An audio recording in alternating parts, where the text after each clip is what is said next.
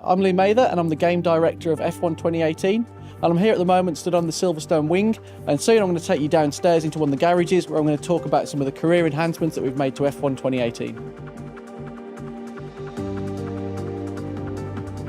The big thing this year is very much the media are going to play a huge part in the player's career. It's super important for a driver these days to not just be skilled on track, it's all about being the complete package. In F1 2018 we've got a new media character called Claire, and she will approach you at various points to ask you questions that are relevant to what's going on through the season. And this could relate to multiple things. It could be on contract moves, it could be on performances in races, it could be on your teammates, on other drivers. The player's going to need to really take into consideration how that impacts on not only the morale of the team, so certain departments will feel demotivated, the time and the price or the unreliability of upgrades will increase, but also how other teams in the paddock perceive them. So it may be that a certain team would like to see a driver who's a great sportsman, demure and good in front of the press, doesn't ever rock the boat, doesn't say anything nasty about anybody, even under high pressure situations. Or it may be that you want somebody who's more of a showman. Some teams really want somebody who got that character, that effervescence, that buzz with the media, and sometimes they may say things a little bit off the cuff that cause a bit of controversy. As you become reputable in the paddock, you will open up different answers which will allow you to really exert your character within the game. And we also wanted to create some new locations as well. So Claire will perform interviews in areas within the back of the paddock, so between the lorries and the trucks, but also in front of the weighbridge and the scrutineering areas.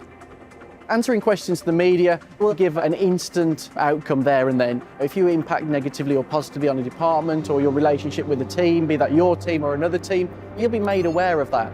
But you've also got to realise, maybe later in the season, these will get pulled up again.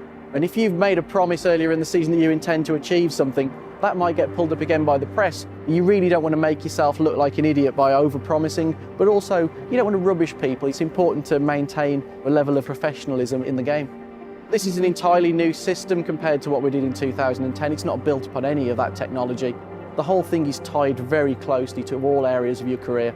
So, for example, something we did last year with the perks system, the player couldn't choose which perks they wanted to unlock. Now you actually use those perks as bargaining tools as part of your contract. You can now task your agent to get you a drive with any particular team. You will then go into a negotiation stage.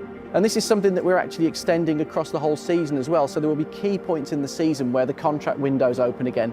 So it may be that you take that risk of moving teams during the season. It may be that you move to a team that have got worse R&D than you or a car that doesn't suit you as well. But the perks may look more attractive. You may think that you can progress your career quicker by going to another team. It's super important that I have a value as a player, and that value is really important. If I start to overvalue myself, a team isn't going to go with the contract that I want. If I say I'm going to achieve this and I fail, my value with those teams will go down.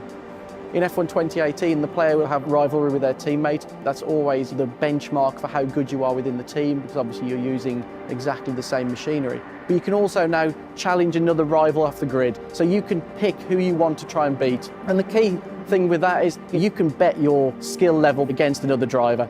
If I'm performing reasonably well and I say I'm going to go and beat Lewis Hamilton, I'm going to beat Sebastian Vettel, that's setting your stall out as I'm a strong driver, I can beat the top in the sport. And for that, your reward will be huge in terms of your reputation within the paddock, and that will benefit you in multiple areas of your career.